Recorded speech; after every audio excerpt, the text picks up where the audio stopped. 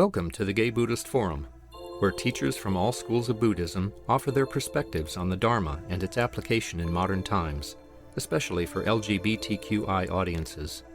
These talks are offered freely to the world and made possible by appreciative listeners. If you would like to support our efforts to share the Dharma with underserved audiences, please visit gaybuddhist.org. There you can donate, find a list of upcoming speakers, or enjoy many hundreds of these recorded talks dating back to 1996. Welcome back. Let's go around and say our names. My name is Jim. My name is Mark. Jack. Larry. Scott. George. Robert. Richard. Michael. Marty. Roy. Snake. Kay. Randy. Bob. Patrick. Peter. Larry. Paul. Steve. Kurt. Harv. John. Sue. Art. Ed. Mike. Jay. David. Mark. Sankapala. Seth. Peter. Nicholas. I'm Darren. Welcome all. Anyone here for the first time? Okay, this is a special welcome to you all. And Richard Hedman is our host for the day. And if in the social break afterwards, if you would like, if you have any questions about the GBF, feel free to speak with him or really anyone. Today we're very fortunate to have a meditation teacher and author and yoga instructor par excellence, Darren with us. And shall I read your little resume, or you tell us? Sure, go for it. Okay, I'll go for it. I love a grand introduction. All right. Delighted to see him. We used to teach together with the yoga, Castro Yoga. Many years ago, back when I was a crazy hippie. Well, jet lag has struck again. I don't have it. Oh, it's okay. I'm sorry. That's I figured it okay. out, but it didn't make it into one. Hi, everybody. Thank you for inviting me to be here. It's a real honor. Just a little bit about me, who I am, and then I'll start chatting about other stuff. I've been teaching yoga for many, many years. I got my start on the spiritual path in the 12 steps, and was raised Catholic and didn't have much use for that, being a young queer boy. And so I found my way to the only thing that wasn't Christian in my little town, which happened to be yoga, and fell in love and became a yoga teacher fairly early on. That was what I refer to as the pre-Madonna days of yoga, before Madonna made it the trendy thing to do. So I guess it makes me a pre-Madonna.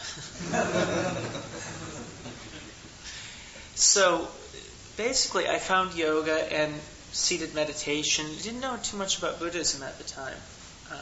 I knew that Tina Turner was a Buddhist, and I knew that I liked her a lot. But I didn't really investigate Buddhism for a few years after starting my yoga practice. But for me, the Eastern spiritual traditions, be it Buddhism or yoga or Hinduism, have been a profound gift, because while I think all traditions are basically equal, I mean, we all have to find our own version of our own path, our own dharma.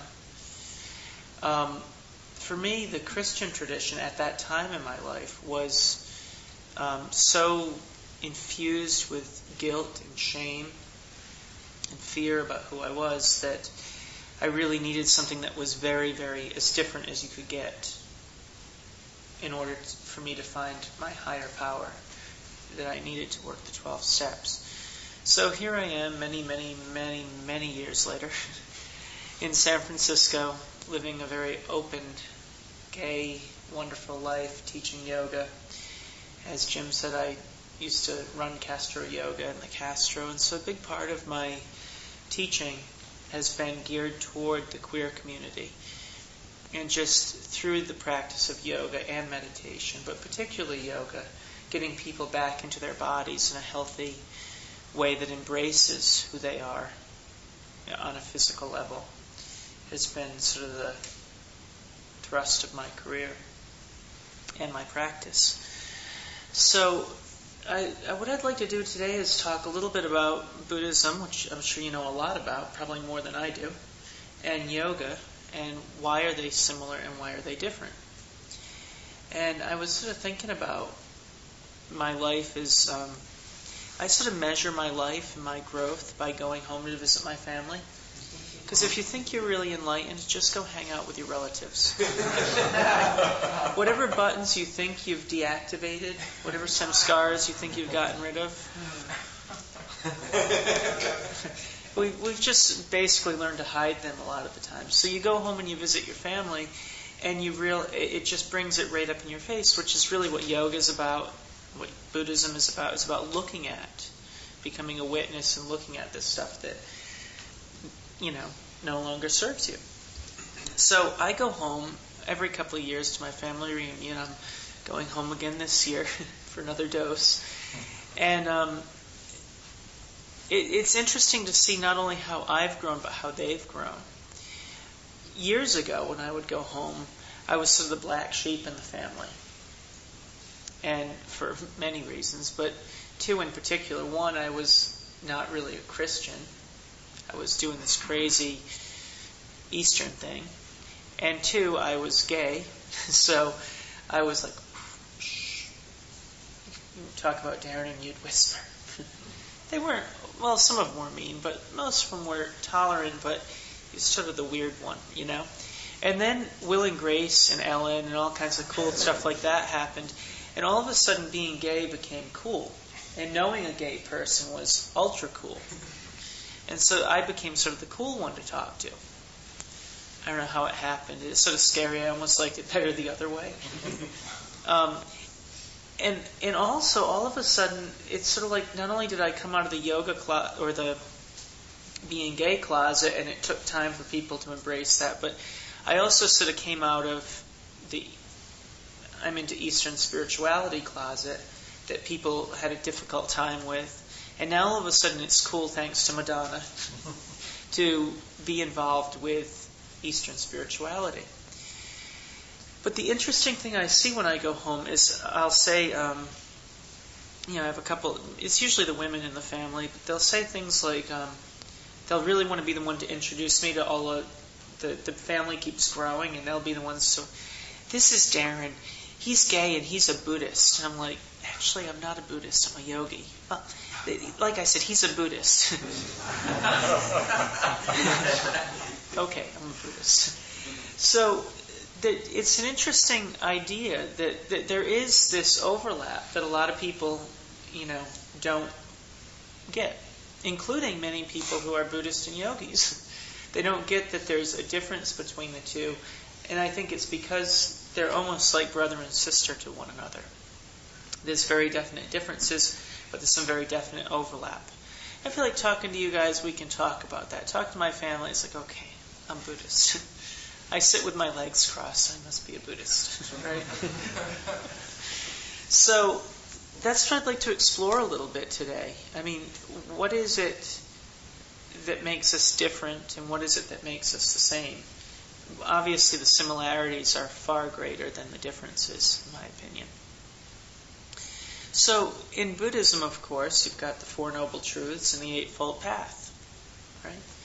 In yoga, we've got, yogis can't do anything simply. We've got, if you want to keep it as simple as possible, you just read the Yoga Sutras, which is a relatively short book, but it's enough to make your head spin. The beautiful thing about Gautama is he was very simple.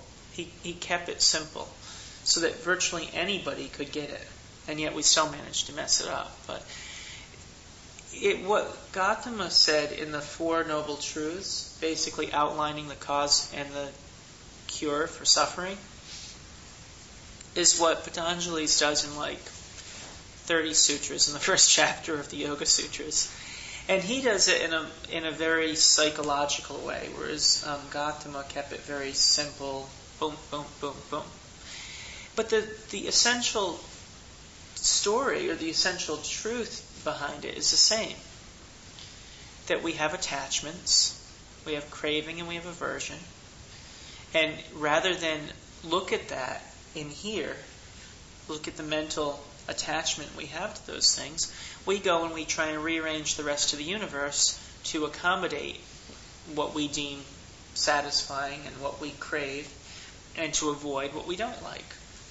If I don't like you, if our personalities sort of clash, rather than looking at what's going on in my own head, in my own psyche, I go and I try and push you out of my life. Or I start a holy war with you. Or I bomb your building. Right?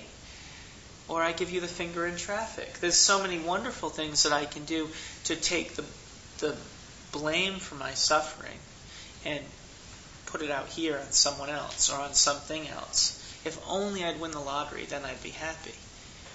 Well, both Buddhism and yoga teach us that it doesn't matter if you win the lottery. It doesn't matter if you surround yourself by really nice people. Right? None of that matters. You're unhappy because of the attachment to those things, or the attachment to not being around those things. That makes sense? And so, in Buddhism, the Eightfold Path. In yoga, there's the 8 limbs, which are, it's sort of broken up differently. Again, I think that Buddhism tends to simplify it. I mean, Buddha, or Gautama, was really a teacher for the masses. Whereas I think Patanjali's, the guy who wrote the Yoga Sutras, was a bit of a scholarly snob. But the essential truths there, the yamas in yoga, are the moral precepts, which right speech, non-harming, all those things, brahmacharya, that's celibacy for those of you who care. Right? We'll just under the rug. So there's a moral code that's very, very similar to the moral precepts in Buddhism.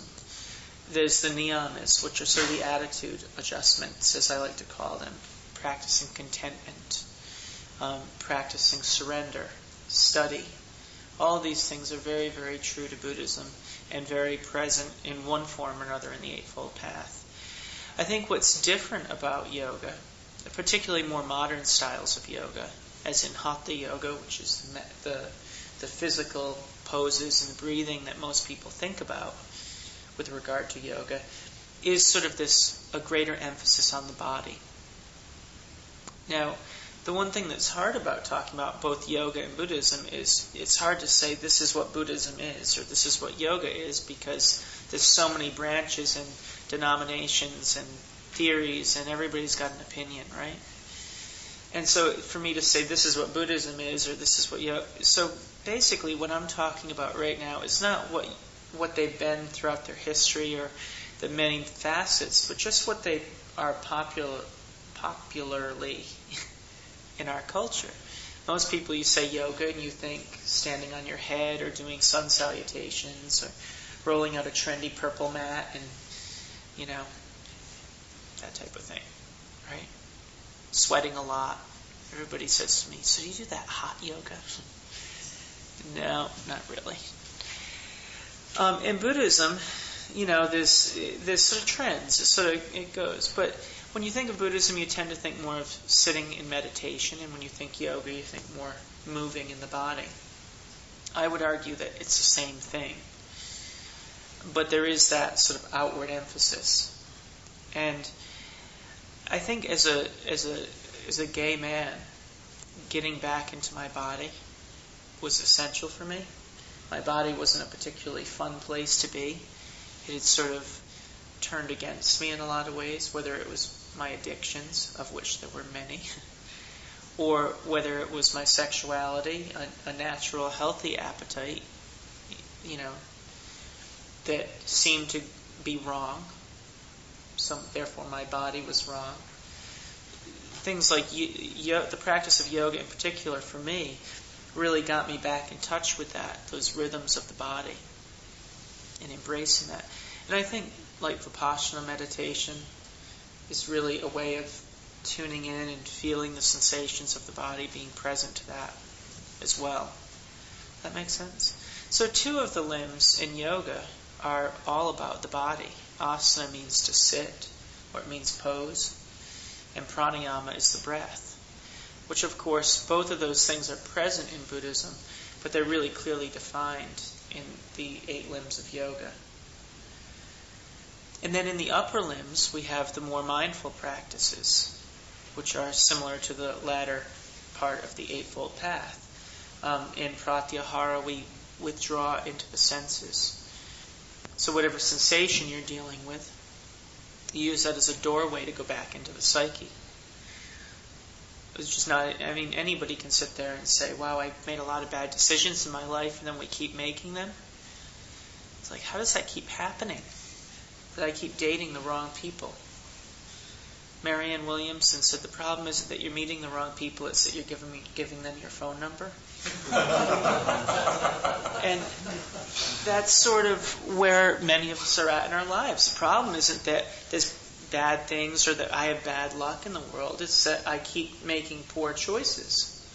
I can spend my Sunday afternoon or my Sunday morning recovering from a crystal binge or something, which I'm sure many in our community are doing right now. Or I can spend my Sunday morning sitting and meditating in community. There's a choice that's been made there. It doesn't seem to be a choice for some people, and that's because of the unconsciousness. And what pratyahara does is it takes the senses, which go out here, and look for craving and aversion to avoid the things we don't deem comfortable, and hoard and be gluttonous with the things that we do. We take that principle in yoga and we turn it around. And instead of going out here, we say, okay, I'm having a sensation. Maybe it's hunger. Maybe it's arousal. Maybe it's whatever. A bad back. That gets everybody into yoga, right? Whatever the sensation is, we use that as a doorway to go back into the psyche. The door that we walked out of many, many years ago is a door we walk back through. Okay, it swings both ways. And once we do that, then we practice dharana, or concentration, focus. Again, very similar to the Eightfold Path. And dhyana, which is what I call witnessing, frequently translated as meditation. Right? And so when we witness, what in yoga, Patanjali talks about the turnings of thought, what I like to call storytelling. We tell stories in our head. I meet you. I have a story about you. Right? Back when I had long hair, visual aid. This is me back when I was a hippie. Back when I had long hair, people would have all kinds of stories about me because he was a guy with long hair. You guys know all about those guys with long hair, right? You get it all the time, right? You must be an artist, or a surfer, or a drug addict. You must smoke a lot of pot, right? I did none of those things, right? But there was a story, and people would meet me and they'd have a story. And we do this all the time. We have stories about the people we meet and the experiences we have, and we believe those stories are true, right?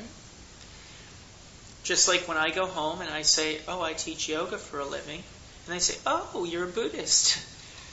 No, actually, I'm a yogi. Oh, I'm glad you're a Buddhist. That's very interesting. They have their story and they're so attached to it that they don't want to let it go. That's just fine. There's a lot worse stories they've had about me in the past. But it's those stories that distract us from the essential truth of who we are. And so when we practice dhyana, we become a witness. Instead of me sitting here and projecting stories onto my experience, I pull it back and I just watch without attachment. Sound familiar? Without attachment. And when I do that, I'm liberated from that, whatever it is that story I've been holding for a lifetime or many lifetimes or 5 years, 10 years, whatever. So in the queer community, we were given a lot of stories as children, right? About how a man should behave, how a woman should behave, what a relationship should look like. And it wasn't just what we should do. There was also what we shouldn't do. And those shouldn'ts were pretty strong. and they're pretty painful, especially if you happen to be gay, right? And so we pushed him down and pushed him down and pushed him down, because no one wants to sit and deal with that all day long, right? So it gets pushed down, and what we find, or what I've observed, and this is in myself, but certainly in our community at large. Randy? Is that right? We were talking up front about the self-destructive nature of so many gay men. Why is that? I mean, we have been told all this stuff, and on a conscious level, we're all sort of in agreement that I'm gay and this is the way it is, and I embrace that. But that's just like this tiny sliver at the top. You know, through practices of meditation, whether it's moving meditation like yoga, seated meditation, karma yoga, service work, going deep into the unconscious mind, you get to look at that again. You get to revisit those stories that we hold on an unconscious level. And then you can make a choice. You may choose to hold on to them. You may not be willing to let them go just yet. But at least you have the awareness of them. And once you have that awareness, occasionally you actually choose to let them go. And that leads to the eighth limb in yoga, which is samadhi. And samadhi, or ecstasy, is what I call the aha moment. I like to dumb everything down. The aha moment, where you have that moment of, I get it. Wow, I'm not a bad person because I'm gay. I'm actually, not only am I okay, I'm fantastic. This is the way I was created. I mean, one of my beliefs about Dharma is that there's Dharma in the big sense, as the truth with the capital T, that we're all trying to experience, ultimately, our ultimate reality. But then there's the little mini Dharma that each of us has. Each of us is called to walk a path, to walk our truth. We tend to think of a Dharma talk like me sitting here and bestowing on you some profound wisdom. That may or may not happen. But really, to me, Dharma is something we live every moment of every day. And what my Dharma is and what your Dharma is may be very different. My brother, for instance, is married and has a beautiful little girl who I adore. That is his truth. That is true for him. And the world would be less of a place if he didn't go off and do that. I mean, he's got a piece of the puzzle. And as queer folks, whether lesbian women, gay men, I like the word queer because TLGBT, it just got to be too many letters for me. We have this profound piece. Christian de la Huerta's book, coming out spiritually, The Next Step. Beautiful book. If you haven't read it, you should. It's an amazing, amazing book. But the whole notion that not only is it us embracing who we are, it's us saying, wow, not only is who am I okay, but there's an important piece of the puzzle here. All those boys are off partying last night and killing themselves and going deeper into delusion. They're in their own state of suffering, but it's not just them. The whole world suffers when we don't wake up. And I'm just as much a part of this as anyone else. Just because I didn't happen to go to a circuit party last night doesn't mean that I was necessarily doing something conscious last night. I actually went to see iRobot. Okay? We all have our escape mechanisms. We all have our moments of consciousness versus unconscious. By the way, the movie was fantastic. So if you want to go unconscious for a while, and it actually did have a sort of, you can't expect too much from Hollywood, but it did have a little bit of a spiritual undertone to it. So go check it out. Does that sort of make sense, what I'm getting at? And sort of how the two are similar? I think where the two are different is Buddhism, I guess, is technically, sort of teeters on the edge, is technically a religion. I mean, most scholars lump it into the religion category as opposed to a philosophy. I mean, every religion has philosophical underpinnings, but Buddhism, whether you're a Zen Buddhist and your idea of happiness is staring at a white wall, or whether you're a Tibetan Buddhist and you have big elaborate, images and stuff, the sort of core traditions and beliefs that are associated with various branches of Buddhism. Yoga is more a science, or just it's very much more a streamlined practice. Does that mean that people can be Christian and Jewish and Buddhist and Muslim and certainly Hindu and practice yoga? But the yoga, if you just look at just the Yoga Sutras or just the Bhagavad Gita, which are the two primary texts, there's many, countless texts, but the two primary ones that influence yoga, there isn't that belief system. It's more like if you do X, Y, and Z, you will achieve this. Right? If you mix ammonia and bleach, you get a chemical reaction. Right? It works every time. Yoga doesn't really concern itself with what you believe. Okay? You can believe in gravity or you cannot believe in gravity, but if you go jump off the Golden Gate Bridge, gravity is going to happen. Right? And so yoga uses those same universal laws and principles, spiritual laws and principles, to sort of bring you along your path. That makes sense? One of the reasons yoga and Buddhism are so similar is that the two philosophies were sort of being formed around the same time. So if you ask a Buddhist what came first, Buddhism or yoga, it's always Buddhism. And if you ask a yogi, of course it was, Gautama was studying the Yoga Sutras, of course. Dating is in writing down a date of when something happened, is, it gets a little hazy in there. But they were both forming within the same, 1,000 years, same millennium. Give or take 500 years. What's 500 years between friends, right? So I want to open this up for a conversation, but I want to share with you a little story that some of you may have heard before. It's a very traditional Buddhist story. And then I would like to sort of hear from you guys, because you probably have more to teach me than I do you. It's usually the case. But I thought this story was sort of appropriate to where I think many of us may be in our spiritual practice. Because let's face it, yoga and Buddhism originated in India. Not exactly a gay-friendly part of the world. Getting there slowly, but let's just say they got a little ways to go. Same with women's issues and that type of thing. And so, as queer practitioners of these practices, sometimes it gets a little confusing as to where do I fit in here. From what I've heard, from talking with various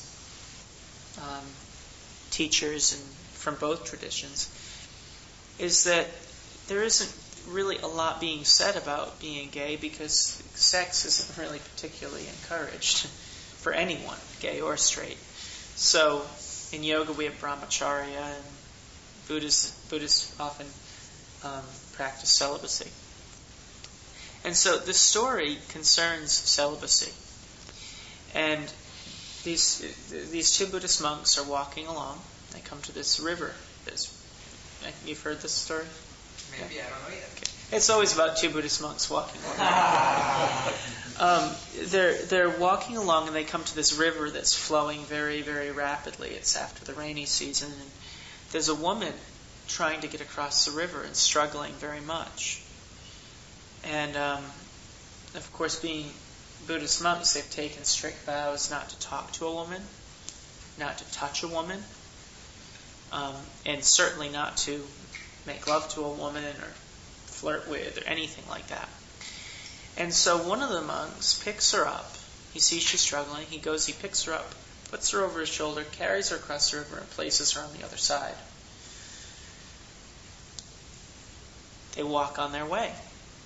A couple miles down the road, the other monk says, I just have to get this off my chest. I'm really upset. You completely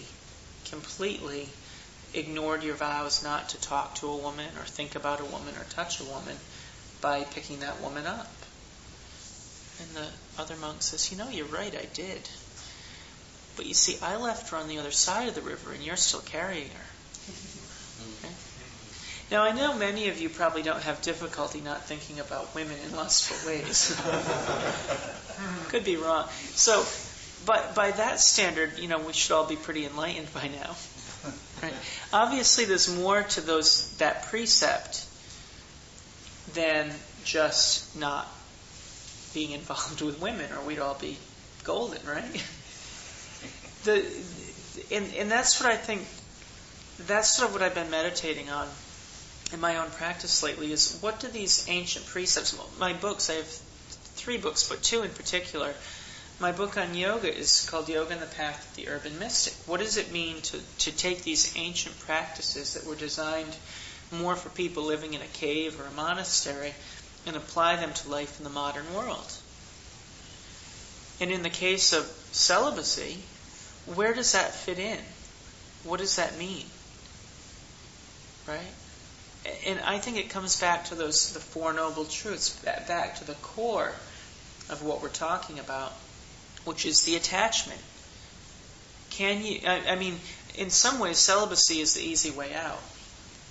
It's easy to just ignore that part of who you are and just it's just over here. Keep it hidden. But to really practice conscious sexuality or conscious eating, I find it so much easier to fast than to moderate my diet. Sue and I have talked about that a lot. It's so much easier to just not do. But when you live in the modern urban world, you have to do. We're not sitting in monasteries or caves. Right? So, can you pick up sex and yet not be attached to it? Pick it up, carry it across the river, put it down on the other side, and go on your way without carrying it and having all that baggage. Right?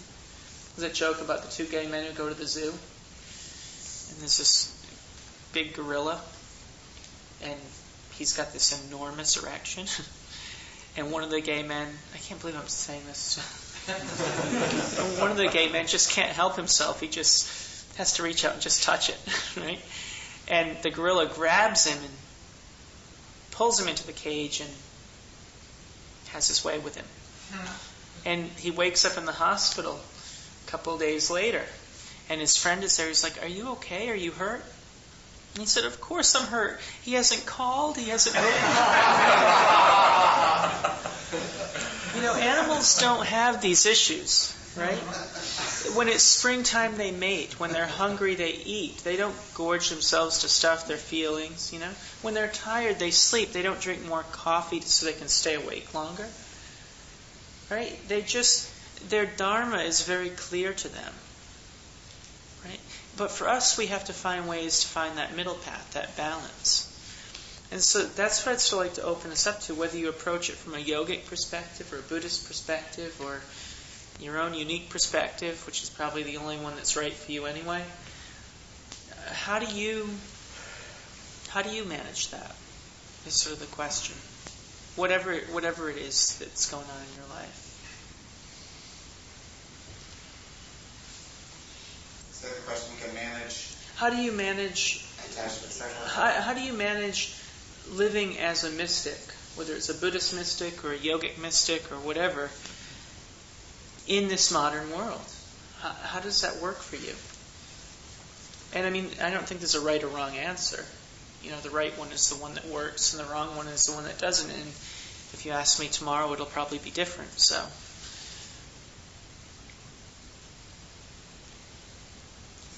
Yeah. So, first of all, I'm a crappy mystic. So, Me too. You seem to be sitting up there.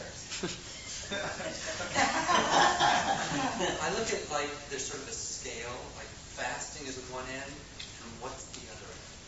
What's at the other end? Yeah. So for me, I try and not go to fasting, but say, can I work on this end and just get a little closer? Rather than saying I have to be perfect about everything, what are the areas I'm off most? And let me start there. my measure of that is, what does addiction mean? And so that to me is like the most outrageous form of attachment. Yeah. So I feel like I'm addicted to a drug, I'm very attached to it, perhaps even physically attached to it. Same thing with food, same thing with sex, same things with trying to figure everything out, sort of mental, obsessive, methodical. So I'm not trying to get it all right, I'm just trying to do as little wrong as I can. Sometimes it depends on what I'm working on, but like for me, like with sexuality, sometimes for me, my practice of brahmacharya is largely acknowledging why I'm doing what I'm doing. I mean, I know when I'm having sex to nourish my spirit and when I'm having sex to just sort of not feel so good about myself or whatever. I mean, I think we all know the difference. We can feel it. The question is, can you figure it out before you do it?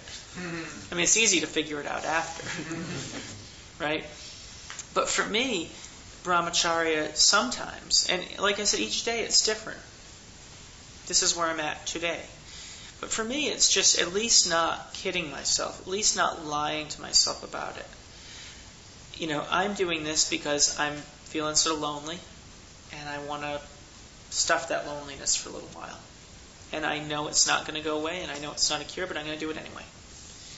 And some days I actually say, I'm just stuffing loneliness, so I'm not going to do this. So each day is a little different, but to do it with conscious awareness.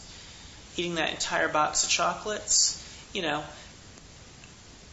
ultimately I don't want to do it. I don't want to stuff myself full of chocolate. But in the meantime, if I can at least acknowledge why I'm doing it, at least I'm doing it consciously.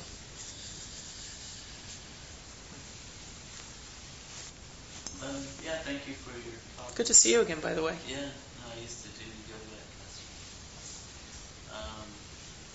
Yeah, I went to a monastery and that topic came up. But they had the precepts, and you know, it's like sexuality, and really wasn't abstaining, but it was non-harming was the word they were using. You know, Thich Nhat Hanh, all the authors. They're very. I think they're very cautious, or they're very aware of what they're writing about sexuality, because I mean we're Western Buddhism, and we're not living in monasteries.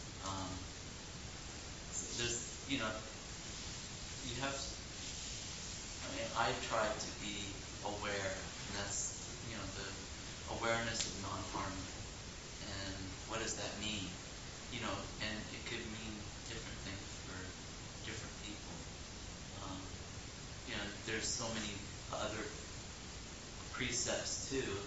You know, there's so many that you can try to focus on the others and worry about that one later. I mean, there's so many things, layers. And I remember at the monastery, it's like I was thinking, you know, well, I'm not going to have sex with a woman, so you know that's not going to be a problem here. But there were a bunch of men there, you know, and I was like, so I was curious. I asked the teacher, you know, the head guy. I said, you know, I'm gay, and so this issue is kind of strange for me.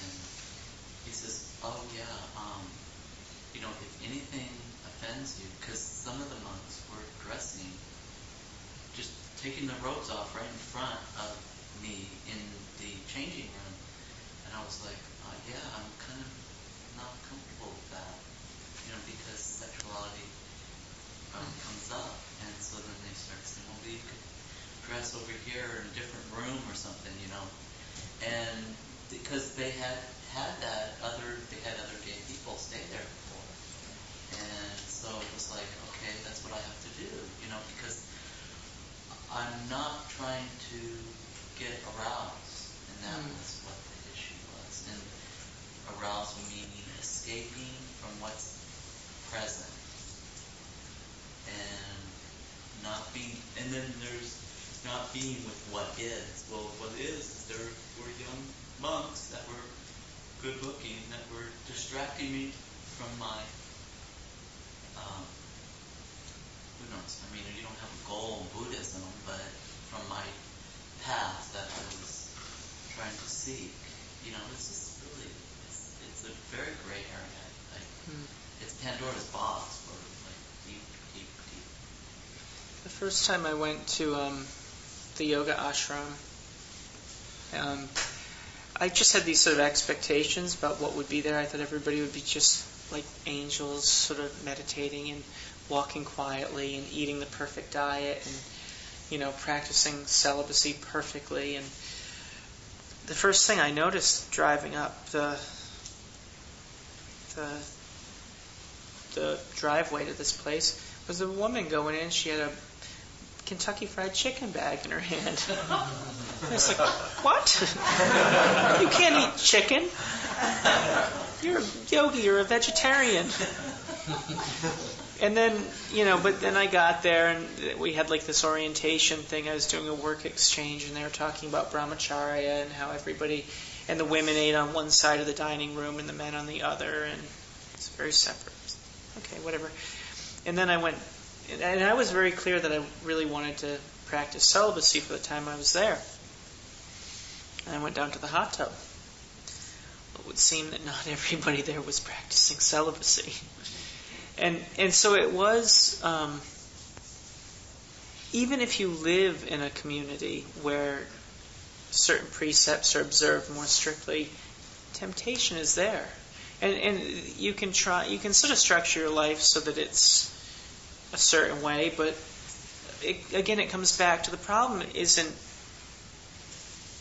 the, thing out here, the sexy guy taking off his robe. It's what's going on in here that's the problem. It's always about what's in here.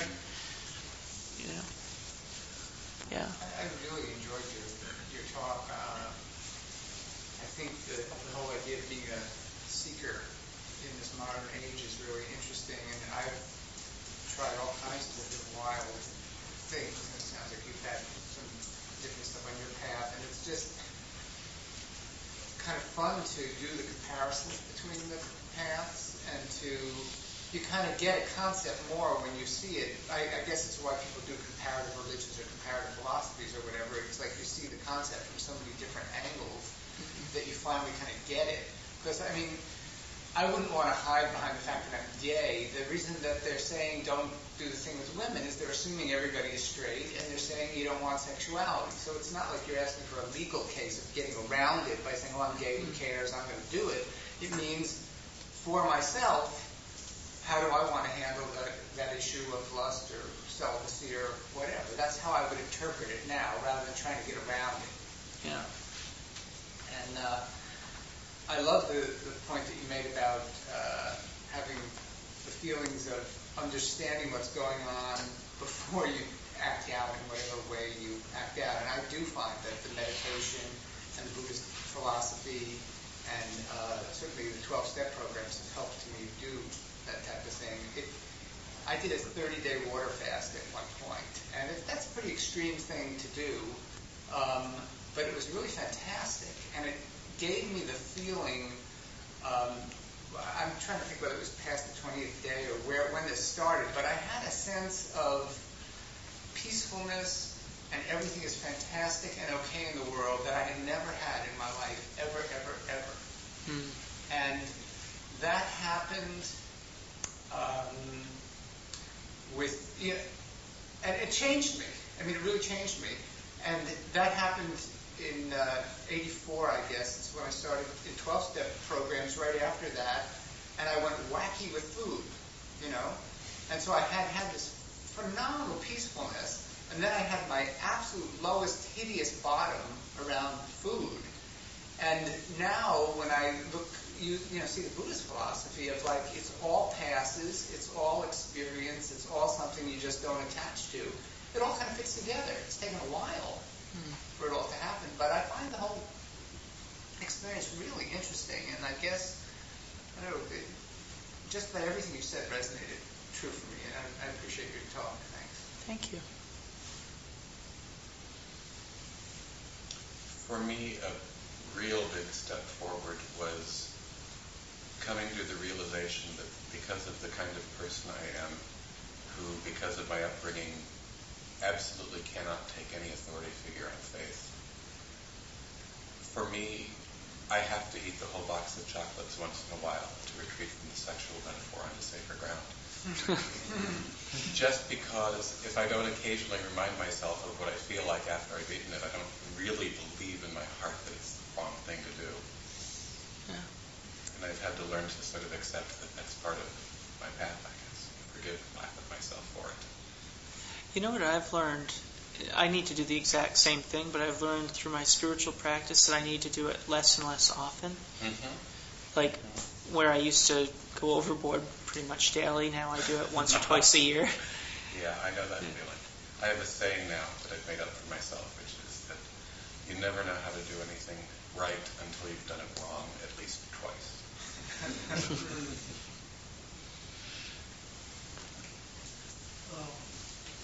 You know, the five precepts in Buddhism, what I think is interesting about them is they really are areas which are very powerful.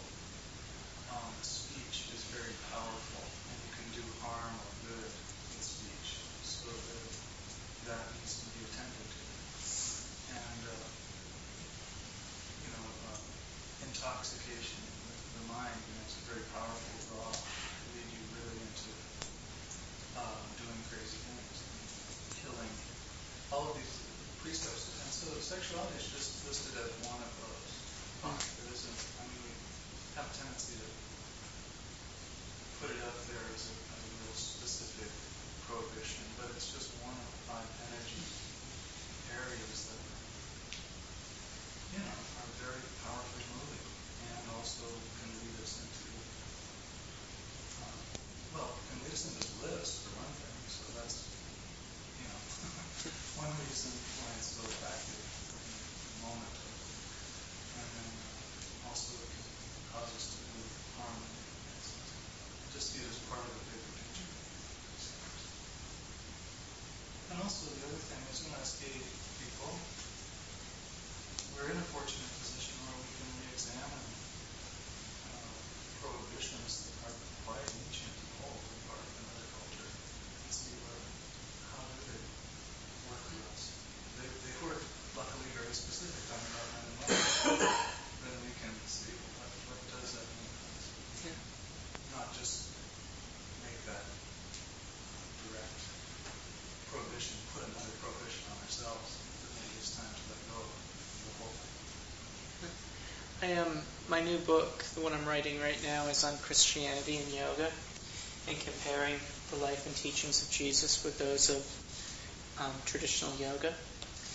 And I have a section on homosexuality, and I'm sort of I went through and I looked up all the passages in the Bible that had to do with that issue. Of course, most of them are not very nice, but many of them, there's 2 or 3 that are incredibly beautiful. There's 2 love stories in the Bible that are just amazing. But one of the things that's really clear is that so much of sexuality, the consequences of sexuality have changed a lot. Obviously we're overpopulated now, so the need to procreate is a little less urgent. And beyond that, there's a lot of choice. In the past, heterosexuals, to be involved sexually meant you were probably going to have children, which is a big sort of drain on your energy. A beautiful drain on your energy, and certainly appropriate for some people, but certainly you don't go have a child and then think you're going to spend a lot of time in a monastery, And so I think a lot of those old prohibitions sort of went out the window when birth control came into play. And all of a sudden now, people who are gay and people who are straight, straight people have birth control pills, gay people have turkey basters, and, now there's all this freedom around procreation that we never had. And so a lot of those old rules that were designed to create space in your life or to keep the tribe alive are no longer necessary. And yet many people in religious circles like to use those as ways to, rather than look at those for what they are, to use them to oppress. And I agree with you 100%. It's time to sort of revisit those things and say, maybe this was for a different time. Yeah. Another issue is that in the time that a lot of those things were written in the Bible, sexual relationships were much more prone to being exploitative than they are now. A lot of the relationships, a lot of the passages we look at in the Bible refer to adult-child relationships, and we filtered that out of our understanding because it was understood to the ancient Hebrews that that's what relationships were. Yeah. Or even man-woman relationships. The woman was basically chattel in those days. And so you had to treat your property respectfully because you had supreme power over it. Yeah. And the prohibitions are not quite as needed when the property can take care of herself and, say no and mean it. It's not going the right way. Have you seen the website GodHatesShrimp.com? Yes, I have. I have a website I mentioned to you too. Google the phrase "born eunuchs." Born eunuchs.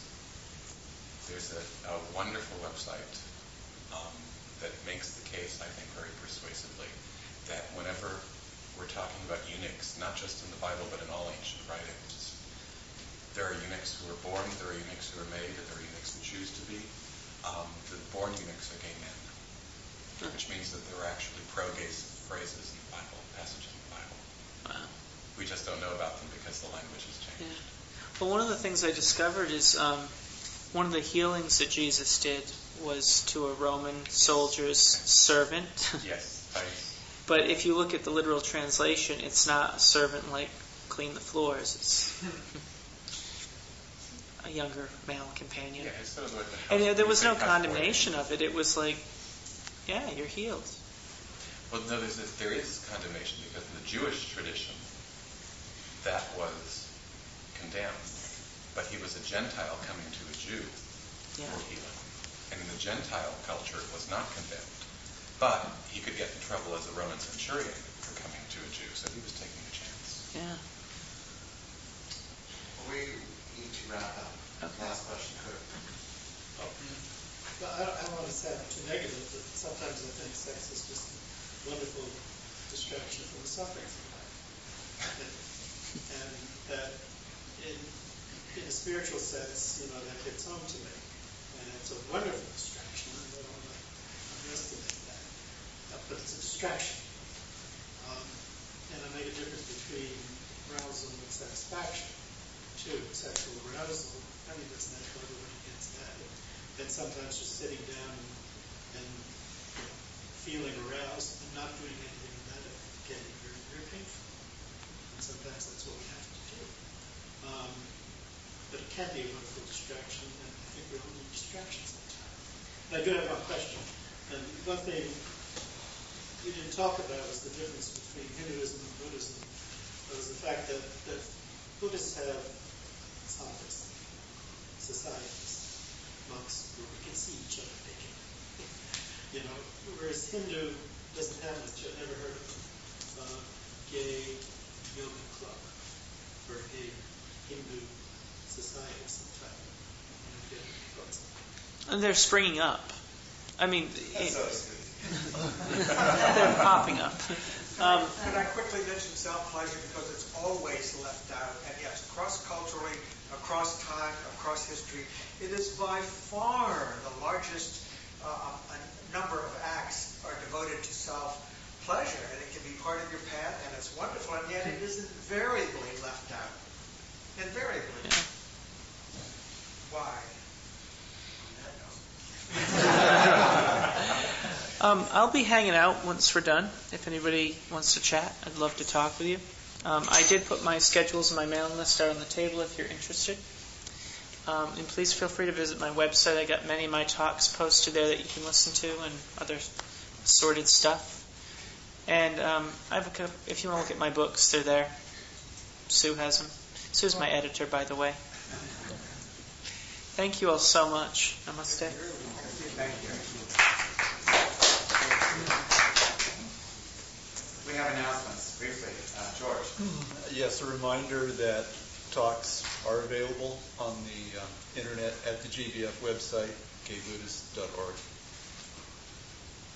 Cool. Yeah. Will I be one of them? Mm-hmm. Woohoo! Next Saturday, the sfiking.com is going, so I'm going to post it on the Yahoo's group. So if you're not on the Yahoo's group, sign up so we can go hiking next Saturday. That's kind of together. So that kind of fell to the wayside, but I'm going to try to start it up again. We have we fall back and we have a silent meditation in the redwoods. We're going to the redwoods next Saturday. Yes, this is the save the date announcement about the retreat this year.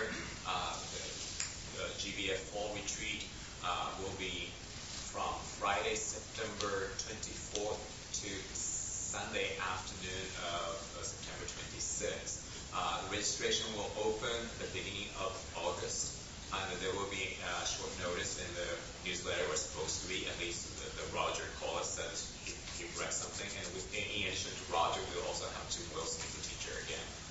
So, save the date. Thank you. Paul has graciously offered his place for a potluck in August. Right? so that's one. If anyone would like to volunteer for hosting a potluck, please speak to me. I'm not going to be twisting any arms. It's purely voluntary. I want you to want to. But so look for an August potluck in the side. Richard? Yes, as the host today, I brought some food to eat afterwards. And also, if you use a tea cup, be sure and wash that out. And the Donna Bowl is there for us, and we suggest a donation of $5. We have expenses to run to keep this going. And there's usually a group that goes out to eat afterwards. So you can look for them forming at the end. There's also a sign-up sheet out there for any of you here for the first time who would like to address and email to get the newsletter. Thanks. I just wanted to mention that another way to give Donna is through community thrift. And most people have extra clothes, extra appliances, and things like that they can donate. I mentioned it because just this week we got our quarterly payback, and it's like more than $125. It's not insignificant. That's it. Okay, let's get in circle, hold hands.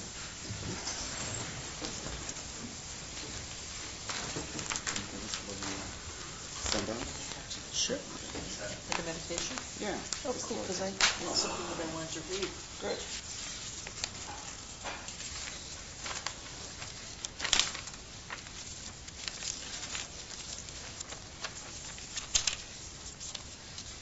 So you can close your eyes. This quote has been sort of floating around my head lately. I thought I'd share it with you as our closing meditation. It's from John Wellwood. Forget about enlightenment. Sit down wherever you are and listen to the wind singing in your veins. Feel the love, the longing, the fear in your bones. Open your heart to who you are right now, not who you'd like to be, not the saint you're striving to become, but the being right here before you, inside you, around you. All of you is holy. You are already more and less than whatever you can know. Breathe out, look in, and let go. Namaste.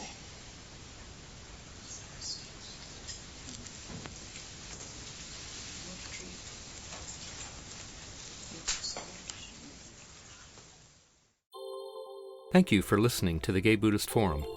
If you would like to hear several new talks per month and be notified of upcoming speakers so you can participate live, please subscribe to this podcast, like us on Facebook, and join our mailing list by visiting gaybuddhist.org.